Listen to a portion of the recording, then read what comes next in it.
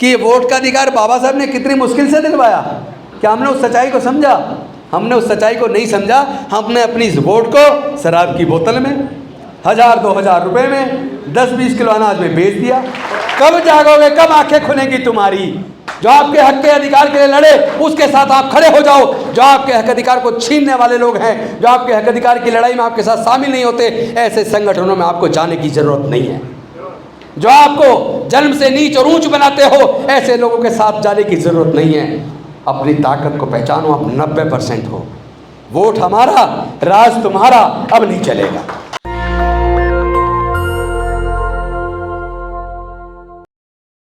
तथागत बुद्ध ने सभी जाति के लोगों को अपने संघ में शामिल किया, सबको ज्ञान दिया, सबको बराबरी का दर्जा दिया, क्योंकि तथागत बुद्ध ने समता, स्वतंत्रता, बंधुता, न्याय, प्रज्ञा, शील, करुणा और मैत्री की बात की। इन्हें समता पसंद नहीं है, इनको न्याय पसंद नहीं है, क्योंकि इनकी सामाजिक व्यवस्था न्याय केवल कुछ खास लोगों को देती है। इनकी सामाजिक व्यवस्था पढ़ने का अधिकार केवल कुछ खास लोगों को देती है। इनकी सामाजिक व्यवस्था व्यापार करने का अधिकार केवल कुछ खास लोगों को देती है। इनकी सामाजिक व्यवस्था राज करने का अधिकार, शस्त्र धारण करने का अधिकार केवल चंद जातियों को देती है। इसीलिए पहली बार जब उनकी उस व्यवस्था पर हमला हुआ तो वो लोग अंग्रेजों के खिलाफ हो गए और उन्होंने नारा दिया, अंग्रेजों भारत छोड़ो। तो इस व्यवस्था को समझो।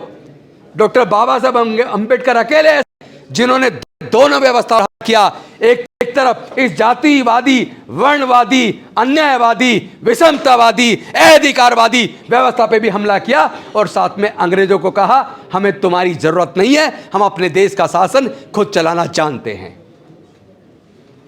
एक ही समय में दो आजादी के आंदोलन लड़े गए। इस इतिहास को समझना पड़ेगा, चूंकि तुम ज्यादा लोग ना तो पढ़ते हो, ना सभाओं में कहीं विद्वान लोगों का, अपने ही समाज के विद्वान लोगों के साथ बैठ के बात सुनते हो। क्योंकि आजकल टीवी में लगे हुए या तो टेलीविजन में या फोन में लगे हुए हैं, तो जो आप बैठोगे नहीं, पढ़ोगे नहीं, सुनोगे नहीं तो जानोगे कैसे? दो आज़ादी की लड़ाई एक साथ लड़ी गई। एक आज़ादी की लड़ाई थी 200 साल की अंग्रेजों की गुलामी से आज़ादी की लड़ाई। 200 साल की गुलामी से, अंग्रेजों की गुलामी से आज़ादी की लड़ाई, जिसको लड़ने के लिए सैकड़ों अंतर्राष्ट्रीय ख्याति प्राप्त बड़े नेता थे, जिसमें गांधी जी थे, नेहरू जी थे, जिन्ना जी थे, कलाम साहब थे, सरदार पटेल थे और कितने ही सैकड़ों तो ऐसे लोग थे जिनको पूरी दुनिया में लोग जानते थे। और उनके पीछे लाखों आंदोलनकारी थे। और इस आज़ादी की लड़ाई में औजार और हथियार का भी इस्तेमाल हुआ। इस आज़ादी की लड़ाई में लाखों लोग मारे गए, तब कहीं जाकर अंग्रेजों से आज़ादी मिली। लेकिन इस आज़ादी की लड़ाई में कोई मुझे बता दे, इस पूरे अंग्रेजों से आज़ादी की लड़ाई में कहीं भी SC, ST, OBC के और महिलाओं के हक अधिकार की कोई चर्चा थी क्या? नहीं थी ना। इस आज़ादी की लड़ाई में कहीं भी इस देश के आदिवासी, इस देश के शूद्र और अछूत, इनके हक अधिकार की और महिलाओं के हक अधिकार की कहीं चर्चा नहीं मिलेगी। तो एक तरफ वो लड़ाई जिसको लाखों लोगों ने और सैकड़ों अंतर्राष्ट्रीय ख्याति प्राप्त नेताओं ने लड़ा, जिसमें औजार हथियार का भी इस्तेमाल हुआ, जिसमें लाखों लोगों की जान गई। एक वो लड़ाई थी जो 200 साल की अंग्रेजों से आज़ादी की लड़ाई थी। लेकिन दूसरी ओर एक लड़ाई लगभग 3000 साल की गुलामी से आज़ादी की लड़ाई अकेले डॉक्टर बाबा साहब अम्बेडकर जी ने अपने चंद साथियों के साथ लड़ी। और इस लड़ाई की खूबसूरती देखिए, अकेले डॉक्टर बाबा साहब अम्बेडकर चंद साथियों के साथ इस लड़ाई को लड़े। इस लड़ाई में कोई औजार हथियार का इस्तेमाल नहीं हुआ। इस लड़ाई में किसी का खून नहीं बहाया गया। अपनी बुद्धिमत्ता से, अपनी बुद्धि और विवेक से, अपनी काबिलियत से, अपने तर्क से डॉक्टर बाबा साहब अम्बेडकर जी ने इस लड़ाई को लड़ा भी और इस लड़ाई को जीता भी। और हजारों साल की हमारी गुलामी को तोड़कर, हमारे पढ़ने लिखने के रास्ते बनाकर, हमारी नौकरियों में रिप्रेजेंटेशन देकर और हमारी सत्ता के अंदर भी रिप्रेजेंटेशन देकर हमारे आपके आगे बढ़ने का रास्ता बनाया। मैं पूछना चाहता हूँ आप सबसे, अगर डॉक्टर बाबा साहब अम्बेडकर ना होते हमारे लिए इस लड़ते हुए, उन्होंने अपने छोटे छोटे गोदी में 4 बच्चों को गंवा दिया। उनके 4 बच्चे केवल गोदी में ही छोटी उम्र में चले गए। चूँकि बीमारी और ऊपर से भरपेट खाना न मिला, बीमारी में इलाज ना मिला, तो एक तरफ डॉक्टर बाबा साहब अम्बेडकर जी ने अपने छोटे छोटे 4 बच्चे गंवा दिए और दूसरी तरफ जवानी में अपनी पत्नी माता रमाबाई को गंवा दिया। और उसके बावजूद अपनी पत्नी और बच्चों को गंवाने के बावजूद अपना पूरा जीवन जलाकर पूरे ज़िंदगी भर हमारे और आपके लिए लड़कर जो कुछ मिला वो अकेले देकर चले गए। उसकी वजह से ये IPS बैठे हैं जिनको आज हमने प्रेसिडेंट बनाया है, उनकी वजह से वो IAS बैठे हैं, उनकी वजह से प्रोफेसर बैठे हैं। और उन्हीं की वजह से, चूँकि अगर वो शिक्षण संस्थानों में हमारे लिए रिजर्वेशन ना करते, अगर हमारे लिए रिजर्वेशन ना करते तो हमारा लॉ में एडमिशन नहीं होता। पहली बात तो अगर वो पढ़ने का हमें अधिकार न दिलवाते तो हम पढ़ नहीं पाते। अगर वो रिजर्वेशन न दिलवाते तो LLB में एडमिशन न होता, फिर हम वकील भी नहीं बन पाते।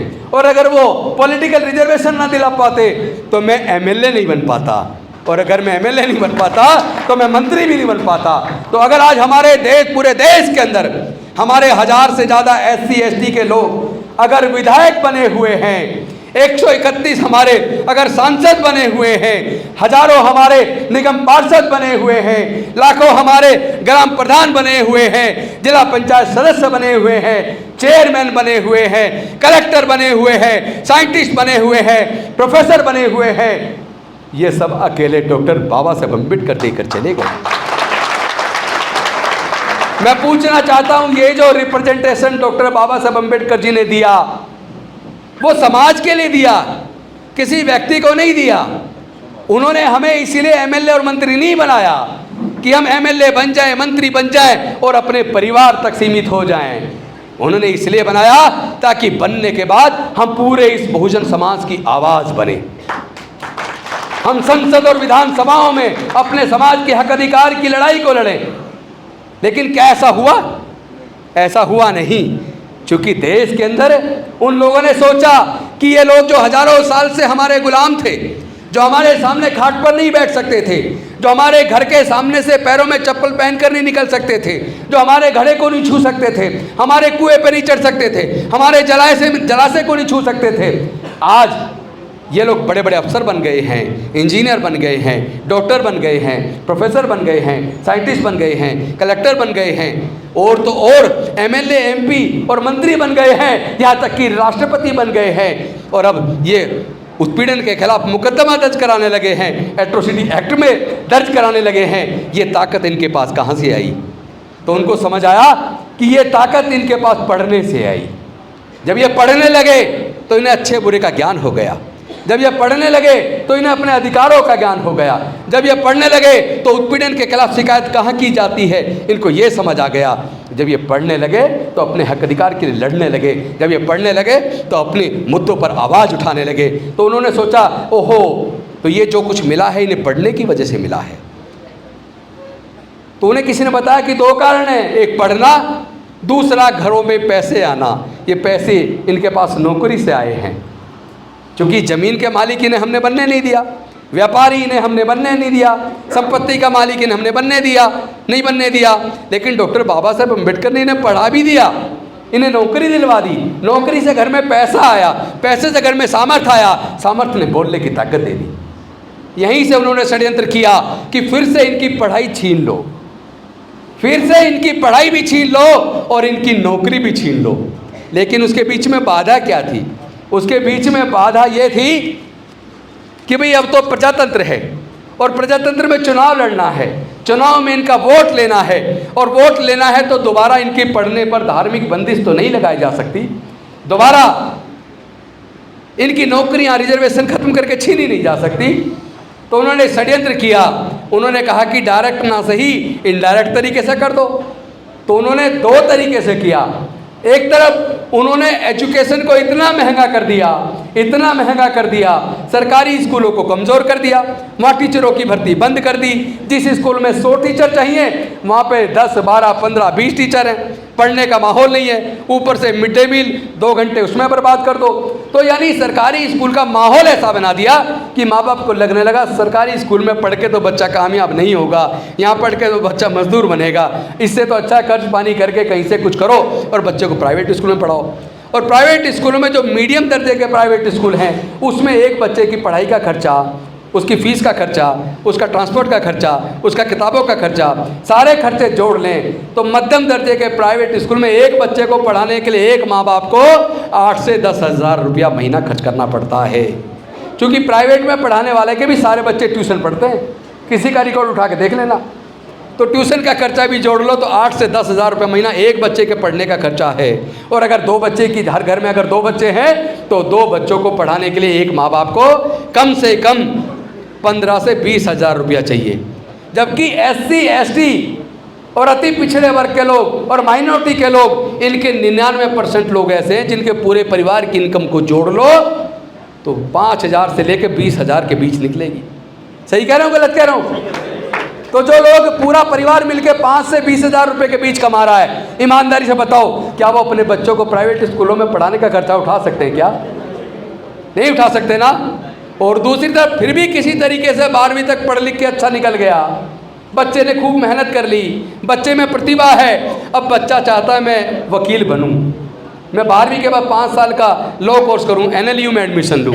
जब बच्चा चाहता है मैं डॉक्टर बनूं, मैं मेडिकल करूं, मैं इंजीनियरिंग करूं, तमाम तरह के उस एग्ज़ाम, उसमें एंट्रेंस एग्ज़ाम है और एंट्रेंस एग्ज़ाम में कोचिंग चाहिए, कोचिंग के लिए कई लाख रुपए चाहिए। तो पहले तो कोचिंग कराने के लिए कई लाख रुपए खर्च करो और बाई दिवे आपने खर्च पानी करके बच्चों को कोचिंग करा भी दी और बच्चे ने मेहनत करके अपनी प्रतिभा से एग्ज़ाम पास कर लिया एंट्रेंस का। अब आपके बच्चे का एडमिशन होना है, अब कॉलेज कहता है फीस जमा करो।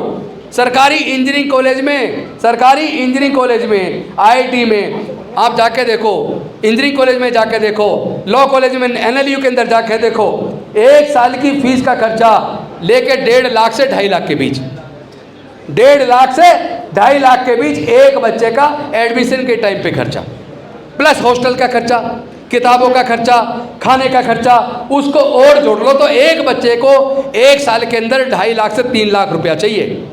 अब इंजीनियरिंग का कोर्स 4 साल, मेडिकल का कोर्स 4.5 साल, लॉ का कोर्स 5 साल, यानी 5 साल और 4 साल और 4.5 साल का कोर्स करने के लिए एक परिवार को कम से कम 12 लाख से 20 लाख रुपए के बीच चाहिए।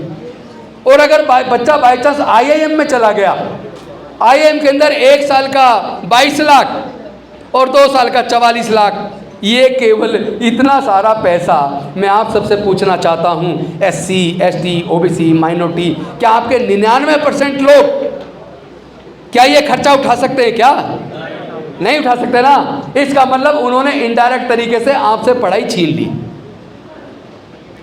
कितने लोग सहमत हैं इस बात से कि पढ़ाई छीन गई आपके बच्चों से? छीन गई ना। तो एक तरफ आपकी पढ़ाई छीन ली और दूसरी तरफ जो आप नौकरी में आ जाते थे रिजर्वेशन की वजह से, तो उन्होंने सारे संस्थान धीरे धीरे करके बेच दिए। एक सरकार थी जिसने पहले प्राइवेट बैंक होते थे, एक सरकार थी जिसने प्राइवेट बैंकों का राष्ट्रीयकरण किया, प्राइवेट इंश्योरेंस कंपनियों का राष्ट्रीयकरण किया, जिसने बड़े बड़े संस्थान बनाए। और एक ये आज की सरकार है जिसने भारत के बैंक बेच दिए, भारत की इंश्योरेंस कंपनियां बेच दी, भारत का रेलवे बेच दिया, एयरपोर्ट बेच दिया, एयर इंडिया बेच दिया, बाल्को बेच दिया, नैल्को बेच दिया, ITDC के होटल बेच दिए। धीरे धीरे धीरे धीरे जो भी कुछ कमाया था वो सब इन्होंने बेच दिया। अब मैं एक सवाल आपसे पूछना चाहता हूँ। एक कहावत गांव में होती थी, पूत कपूतों को धन संचय, पूत सपूतों को धन संचय। तो ये कहते थे पहले कि अगर माँ बाप के कमाई में अगर बेटा और कुछ कमा के जोड़ दे तो उसे सपूत कहते हैं, और जो माँ बाप की कमाई को बेच खाए उसे कपूत कहते हैं। तो आज की सरकार क्या है, अंदाज़ा लगा लीजिए। और सबसे ज़्यादा अनफॉर्चुनेट पार्ट हमारा क्या है कि हमारे लोग ना सच को जानते हैं, ना पढ़ते हैं, ना जानना चाहते हैं। डॉक्टर बाबा साहब अम्बेडकर जी के सामने एक सवाल आया कि भाई अब अंग्रेज जाने वाले हैं, तो संविधान सभा में इस बात पे चर्चा हुई, अब अंग्रेज जाने वाले हैं, हमें अपनी सरकार चुननी है, तो वोट देने का अधिकार किस किस को देना है। तो शायद आप में से ज़्यादातर लोगों को ना पता हो, संविधान सभा के ज़्यादातर सदस्यों ने कहा कि वोट केवल 3 कैटेगरी के लोगों को दो। पहली कैटेगरी जो ग्रेजुएट हैं, दूसरी कैटेगरी जो इनकम टैक्स देते हैं, तीसरी कैटेगरी जो बड़े ज़मींदार हैं। अब ये बताओ, बाबा साहब ने सोचा कि मनुस्मृति में हमारे लोगों को पढ़ने का अधिकार नहीं था तो हमारे लोग नहीं पढ़ पाए तो हमारे लोग तो ग्रेजुएट हैं नहीं, हमारे लोगों को व्यापार करने का भी अधिकार नहीं था तो हमारे लोग व्यापारी नहीं बन पाए, तो हमारे लोग इनकम टैक्स पे भी नहीं है, और हमारे लोगों को संपत्ति का अधिकार नहीं था, इसीलिए हमारे लोग जमींदार भी नहीं बन पाए। इसका मतलब ये संविधान सभा के सदस्य देश के हमारे आदिवासियों को, शूद्रों को, अछूतों को, अति पिछड़े वर्ग के लोगों को वोट का अधिकार देना नहीं चाहते थे। और देश की, चूंकि महिलाओं पे भी वही कानून लागू था, ना देश की महिला किसी भी जाति धर्म की हो, ना उसे पढ़ने का अधिकार था, ना संपत्ति का अधिकार था, ना उसको व्यापार का अधिकार था। तो इस देश की महिला आधी जनसंख्या वो भी ना ग्रेजुएट बन पाई, ना वो इनकम टैक्स पे बन पाई, ना वो जमींदार बन पाई। तो बाबा साहब ने सोचा इसका मतलब संविधान सभा के सदस्य देश के 5% लोगों को वोट का अधिकार देना चाहते हैं। अब आप सब सोच लो जितने यहाँ बैठे हैं, और अपने घर में जाके भी, गांव में भी समझाना इस बात को। मैं पूछना चाहता हूँ आपसे, अगर आप लोगों को वोट का अधिकार ना मिला होता, अगर डॉक्टर बाबा साहब अम्बेडकर संविधान सभा के सुझाव को ऐसे ही मान लेते और केवल 5% लोगों को वोट का अधिकार मिलता, क्या आपके लिए कोई स्कूल अस्पताल बनता? क्या आपकी किसी की कोई नौकरी लगती? क्या आपके यहाँ कोई तरक्की होती? लेकिन डॉक्टर बाबा साहब अम्बेडकर वहाँ अड़ गए, वो संविधान सभा के सामने अड़ गए, और उन्होंने संविधान सभा के सदस्यों को यह मानने के लिए मजबूर कर दिया अपने तर्क से, अपने आर्गुमेंट से, कि भारत में रहने वाले सभी लोगों को, किसी भी जाति, किसी भी धर्म, किसी भी भाषा, किसी भी लिंग, किसी भी भेद, किसी तरह के भी, अमीर गरीब, किसान मजदूर, सबको वोट का अधिकार मिलेगा और सबके वोट की कीमत बराबर होगी। 1 मैन 1 वोट 1 वैल्यू। लेकिन क्या हमने उस वैल्यू को समझा कि वोट का अधिकार बाबा साहब ने कितनी मुश्किल से दिलवाया? क्या हमने उस सच्चाई को समझा? हमने उस सच्चाई को नहीं समझा। हमने अपनी इस वोट को शराब की बोतल में, 1000-2000 रुपये में, 10-20 किलो अनाज में बेच दिया। और आज तो केंद्र में एक ऐसी सरकार बैठ गई है, वो कह रही है हम तुम्हें अनाज देते हैं। मैं आपसे पूछना चाहता हूँ, अनाज चाहिए, सम्मान चाहिए? अनाज चाहिए, सम्मान चाहिए? समाज का स्वाभिमान चाहिए कि नहीं चाहिए? लेकिन वो जिस तरफ ले जा रहे हैं वो वहीं ले जा रहे हैं, जैसे मणिपुर की वीडियो आपने महिलाओं के साथ जो उत्पीड़न की देखी होगी, वो वहीं ले जा रहे हैं। वो समाज को दोबारा से ऐसी व्यवस्था देना चाहते हैं जहाँ कोई जन्म से नीच है, कोई जन्म से ऊंच है। तो भैया हम तो इस व्यवस्था को मानने को तैयार नहीं है जो जन्म से किसी को नीच बनाती हो और जन्म से किसी को ऊंच बनाती हो। हम ऐसी व्यवस्था को मानने के लिए तैयार नहीं है। आपको बेवकूफ़ बनाया जा रहा है, तो अंधकार रखना चाहता नहीं है। और सबसे ज़्यादा धोखा किसने दिया? चूँकि बाबा साहेब ने कहा जिस दिन हमारे लोग पढ़ जाएंगे, हमारे लोग जो इंजीनियर, जज, कलेक्टर, साइंटिस्ट, प्रोफेसर बन जाएंगे, हमारे लोग MP ML लेंगे, तो वो समाज का, पूरे अनुसूचित जनजाति, पिछड़े वर्ग का नेतृत्व करेंगे, उनको रिप्रेजेंट करेंगे, उनकी आवाज़ बनेंगे, वो संसद में उनकी आवाज़ उठाएंगे और प्रशासन में बैठकर वहाँ उनको न्याय देंगे। लेकिन मैं आप सबसे पूछना चाहता हूँ, क्या हमारे सांसदों ने, हमारे विधायकों ने, हमारे मंत्रियों ने, हमारे अफसरों ने क्या वास्तव में समाज को न्याय दिया? क्या वो समाज की आवाज़ बने? क्या समाज के दुख दर्द को वो संसद और विधान में उठाते हैं नहीं उठाते? तो फिर ऐसे लोगों को क्या हम अपना प्रतिनिधि माने? क्या ऐसे लोग डॉक्टर बाबा साहब अम्बेडकर के संविधान के साथ न्याय कर रहे हैं? क्या वो सब लोग हमें चीट नहीं कर रहे हैं? क्या वो सब लोग डॉक्टर बाबा साहब अम्बेडकर को और संविधान को और पूरे समाज को धोखा नहीं दे रहे? तो अब ऐसे धोखेबाजों को, ऐसे गद्दारों को पहचानने का समय आ गया है। ऐसे धोखेबाजों और गद्दारों को समझ में पहचानने का समय आ गया है। अगर आप लोग आज नहीं जागे तो वो लोग आपको बेच देंगे।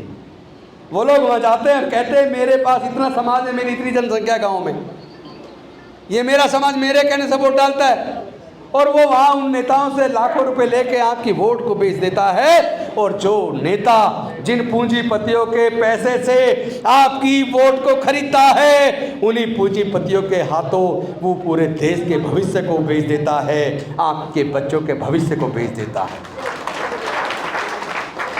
कब तक सोए रहोगे भाई? एक बात ईमानदारी से बताओ, अगर कोई कबूतर बैठा है कहीं छत पे और वहाँ सामने से बिल्ली आ जाए और कबूतर अपनी आंख मींच ले, जान बचेगी या मारा जाएगा? मारा जाएगा ना? मारा जाएगा या नहीं? तो फिर तुम आंख क्यों मींच रहे हो?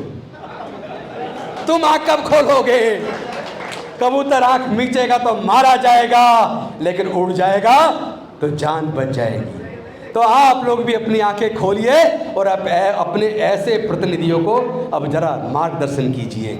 एक मंदिर के अंदर, हौज खास के अंदर, दिल्ली के हौज खास के अंदर जगन्नाथ का मंदिर, उसके अंदर अशोक, वो एक मिस्टर प्रधान है, क्या नाम पूरा उनका, पेट्रोलियम मंत्री जो रहे पे, धर्मेंद्र प्रधान उस मंदिर में गए और अंदर मंदिर की मूर्ति को छू रहे हैं। उसी के अंदर देश के रेल मंत्री अश्वनी जी भी गए, वो मूर्ति को छू रहे हैं। और उसी देश के अंदर हमारी बहन, हमारी बेटी, हमारी माँ, हमारे समाज का गौरव, आदिवासी समाज की प्रथम महिला राष्ट्रपति, देश की प्रथम नागरिक उसी मंदिर में गई और उसको बाहर रोक दिया, अंदर जाने नहीं दिया। जब हमने इस मुद्दे को उठाया, ये शर्मनाक है, जब हमने इस मुद्दे को उठाया तो उस मंदिर के पुजारी कहते हैं जिसको हम वर्ण करते हैं, मंदिर में केवल उसको जाने की इजाज़त है, हमने राष्ट्रपति जी को वर्ण नहीं किया इसलिए हमने उसको जाने नहीं दिया। तो क्या ऐसी जगह जाने की जरूरत है? आप पूरे समाज का अपमान क्यों करवा रहे हो? ऐसे लोगों को जेल में डाल दो। और एक और बात, इस देश में जो अन्न उगाने का काम करते हैं, जमीन का मालिक कोई भी हो, अन्न तो मजदूर के तौर पर हमारे इस बहुजन समाज के, आदिवासी, दलित, पिछड़े, वंचित समाज के लोग ही उगाते हैं ना।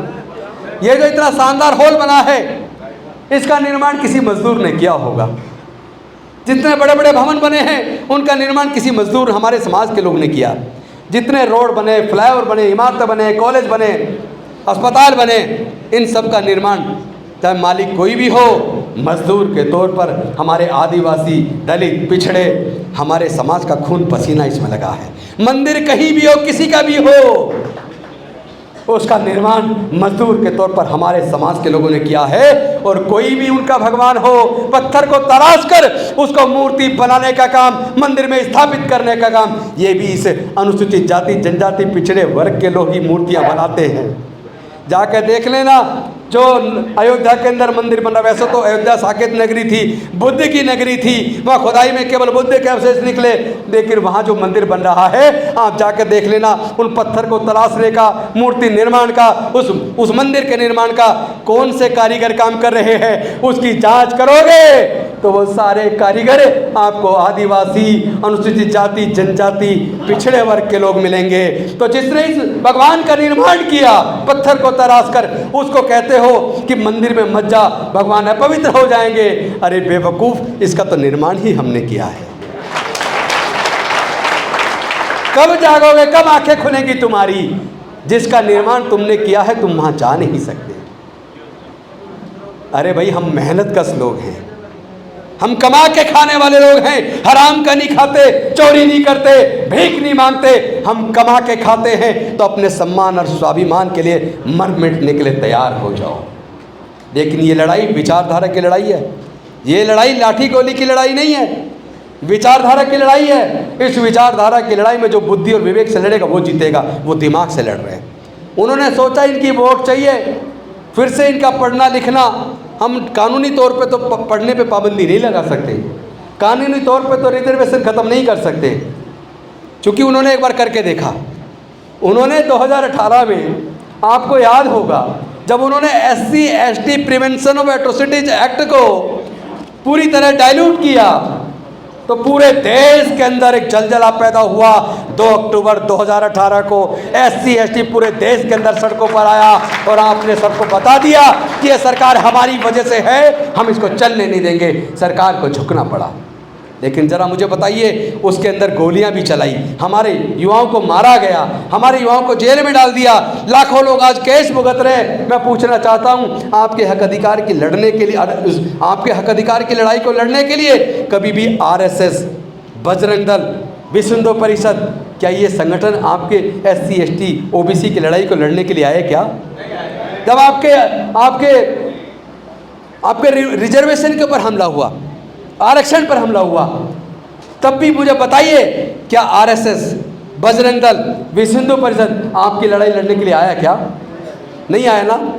जब जितेंद्र मेघवाल की हत्या हुई, क्या आपकी लड़ाई लड़ने के लिए ये संगठन आए क्या?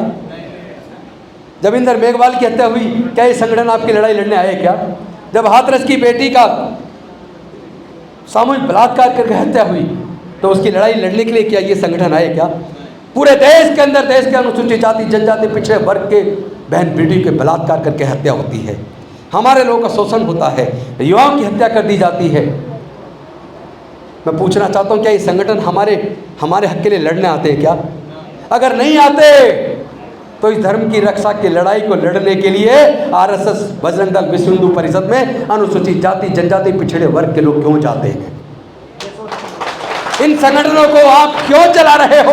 इनका क्यों डरे हो? इनके अंदर शामिल क्यों होते हो? जो आपके हक के लिए लड़े ना, उनको छोड़ दो। जो आपके हक के अधिकार के लिए लड़े, उसके साथ आप खड़े हो जाओ। जो आपके हक अधिकार को छीनने वाले लोग हैं, जो आपके हक अधिकार की लड़ाई में आपके साथ शामिल नहीं होते, ऐसे संगठनों में आपको जाने की जरूरत नहीं है। जो आपको जन्म से नीच और ऊंच बनाते हो, ऐसे लोगों के साथ जाने की जरूरत नहीं है। अपनी ताकत को पहचानो, आप 90% हो। वोट हमारा, राज तुम्हारा अब नहीं चलेगा। वोट हमारा, राज तुम्हारा अब नहीं चलेगा। हम चाहते देश में रहने वाले चाहे किसी भी जाति धर्म के लोग हों, सबको सम्मान और स्वाभिमान के साथ जीने का हक होना चाहिए। सबको देश की सत्ता में, संसाधनों में बराबर हक होना चाहिए। मैं तो कांसीराम साहब वाली वो बात कहता हूँ, जिसकी जितनी संख्या भारी उसकी उतनी हिस्सेदारी होनी चाहिए कि नहीं होनी चाहिए? जो ये कहते हैं होनी चाहिए, वो दोनों हाथ खड़े कर लें एक बार। होनी चाहिए कि नहीं होनी चाहिए? होनी चाहिए कि नहीं होनी चाहिए? जय जय जय जय जय भीम, जय जय जय जय जय भीम, जय जय जय जय जय भीम। साथियों, एक सीए आया, एक कानून एनआरसी पे आपको पता होगा। सीए का मतलब जानते हो आप? यानी सिटीजन भारत का कौन होगा, भारत की नागरिकता किसको मिलेगी। इसके लिए जो कानून बना है, अगर वो कानून लागू हो जाए तो यकीन मानिए 99% SC ST के लोग और 80% OBC के लोग और 50% अल्पसंख्यक समाज के लोग ये अपना नागरिकता का दर्जा खो देंगे। और जैसे ही नागरिकता जाएगी, वैसे ही जो भी संपत्ति आपने जोड़ी है ये भी जाएगी। अब आप पूछो कैसे? क्योंकि आपको तो लग रहा है ना जैसे ये केवल माइनॉरिटी के लिए बना, ये केवल मुस्लिम के लिए बना, ये केवल ईसाई के लिए बना। ऐसा नहीं है। अगर CAA जो संसद में पास हो चुका है, हमारे आपके अनुसूचित जाति जनजाति पिछड़े वर्ग के 2/3 सांसद होने के बावजूद पास हो गया, और इसका सबसे ज़्यादा नुकसान SC ST OBC को ही होने वाला है। आप जानते हो इसका मतलब क्या है? इसका मतलब ये है कि वो कहेंगे कि जो 1950 से पहले का प्रमाण दिखाएगा वो भारत का नागरिक कहलाएगा। अब मुझे बताओ, आप में से कितने लोग ऐसे हैं SC ST OBC के या माइनॉरिटी के जो 1950 से पहले के, जिनके पास प्रमाण हो भारत में रहने के? अरे हमारे लोग कहीं भी छप्पर डाल के रहने लगे। पट्टे पे नाम तो हमारा नहीं लिखा जमीन पे, क्या लिखा है कहीं? 99% का नहीं होगा। सही कह रहा हूँ गलत कह रहा हूँ? तो कम से कम मुंह से जोर से बोल दो सही कह रहे हो। लड़ोगे कैसे अपनी लड़ाई सच के साथ? हाँ भी नहीं कह सकते। मैं पूछ रहा हूँ, क्या 99% प्रूफ दिखा सकते हैं 1950 से पहले का? नहीं दिखा सकते ना। तो फिर सरकार कहेगी भी जिनके पास नहीं है उनका नागरिकता खत्म। तो उनके पास जो संपत्ति थी वो सरकार की होगी संपत्ति। जब आपकी नागरिकता खत्म तो आपकी संपत्ति भी खत्म, संपत्ति सरकार की। अब क्यों नहीं है आपके पास प्रमाण? 2-3 कारण है। पहला, मनुस्मृति जो आपको संपत्ति रखने का, जमीन रखने का अधिकार नहीं देती, तो आपका तो नाम पे कुछ है ही नहीं। और ऊपर से फिर भी अगर किसी ने आज़ादी से पहले के कुछ पेपर थे भी, तो वो क्या होता था, छप्पर के मकान होते थे, छप्पर में छान में ऐसे पेपर लगा देते थे। बरसात होती थी, छप्पर गीला होता था, धीरे धीरे पेपर पीले रंग के हो जाते थे। जो बुजुर्ग हैं यहाँ ज़्यादा उम्र के, उन्होंने देखा, मैं तो अपने गांव जाता था देखता था, छान में ऐसे पेपर लगे होते थे, उसे हम निकाल के खोलते थे तो वो पीले से हो जाते थे, धब्बे से लग जाते थे उस पर, और धीरे धीरे वो पेपर गल जाते थे, गलने के बाद ख़त्म। तो 99.9% अगर जिन पे थे भी पेपर, वो तो गल गला के ख़त्म हो गए, उन पर कुछ नहीं है, कोई प्रमाण नहीं, वो ला ही नहीं सकते कहीं से प्रमाण। तो जब आपकी नागरिकता खत्म हो जाएगी, आपकी जो भी संपत्ति आपने बनाई है वो सरकार की हो जाएगी।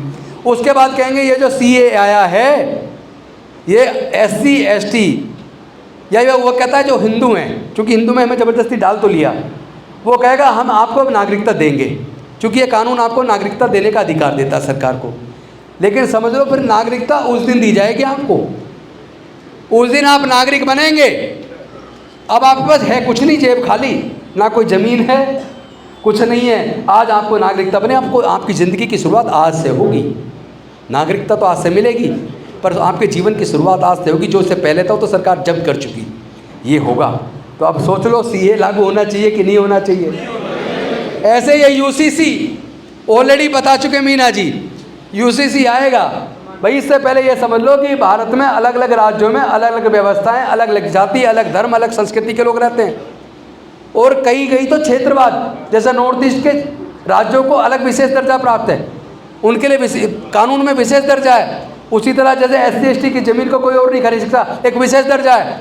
तो ये सारे दर्जे छिन जाएंगे। अब जैसे सिख शादी करते हैं आनंद काज से, उनका अलग कानून है। ईसाई अलग शादी करते हैं, उनका अलग कानून है। तो इस तरह सबके अपने कानून हैं। वो सारे कानून ख़त्म करके जब एक बनेगा तो क्या बनेगा, उसका कोई ड्राफ्ट नहीं है।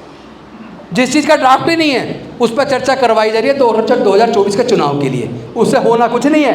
2024 के चुनाव के लिए आपको मूर्ख बनाया जा रहा है, क्योंकि उनका चुनाव का पूरा आधार हिंदू मुसलमान है।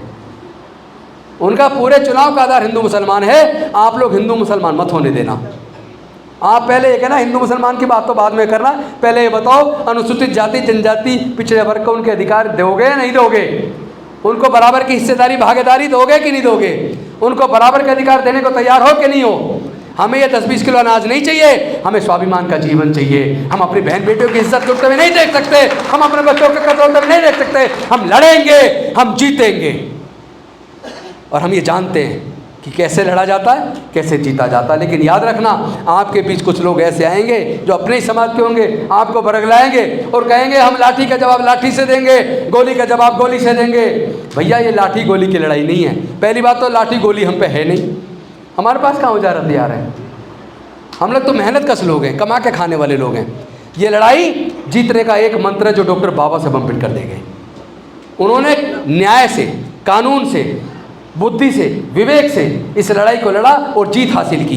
तो अगर इस देश का अनुसूचित जाति जनजाति पिछड़े वर्ग अल्पसंख्यक समाज के लोग अपना हक अधिकार चाहते हैं तो ध्यान रखना, इस लड़ाई को जाति और धर्म की लड़ाई मत बनने देना। इस लड़ाई को औजार हथियार की लड़ाई मत बनने देना। इस लड़ाई को कानूनी तरीके से, ज्ञान से, बुद्धि और विवेक से लड़ना। बुद्ध आपको सब कुछ देकर गए हैं, समता, स्वतंत्रता, बंधुता, न्याय, प्रज्ञाशील, करुणा, मैत्री। उसी पर चढ़ के देश आगे बढ़ेगा। अभी 3 दिन पहले वीडियो देख के खुश हुआ। अमेरिका के अंदर नीता अंबानी गई और उन्होंने कहा I have come here from the land of Buddha, मैं बुद्ध के देश से आई हूँ। और मोदी जी भी जब बाहर जाते हैं तो कहते हैं मैं बुद्ध के देश से आया हूँ। भाई बुद्ध के देश से आया हो तो भाई सबको फिर समान अवसर दे दो, सबको समान इज्जत दे दो, सबको बराबरी दे दो, ऊंच नीच खत्म कर दो, मानवता कायम कर दो। यही इंसानियत की लड़ाई है। हम इसे लड़ेंगे भी और जीतेंगे भी। बहुत बहुत धन्यवाद। नमो बुद्धाय, जय भीम, जय जोहार साथियों। नेशनल दस्तक की आपसे गुजारिश है कि अगर इसको बचाना चाहते हैं तो नेशनल दस्तक को सब्सक्राइब करने के लिए रेड कलर के सब्सक्राइब बटन को दबाएं, फिर बेल आइकन की घंटी दबाएं। नेशनल दस्तक को बचाने के लिए बहुत जरूरी है कि हर खबर को शेयर करें, लाइक करें, कमेंट जरूर करें।